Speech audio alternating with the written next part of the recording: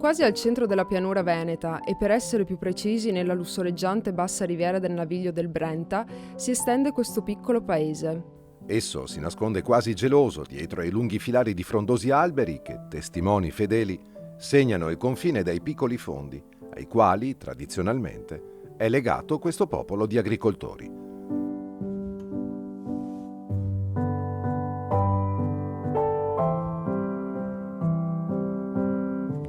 Il centro, eccolo. Una chiesetta di stile settecentesco dove ogni domenica si raccoglie il popolo nella preghiera.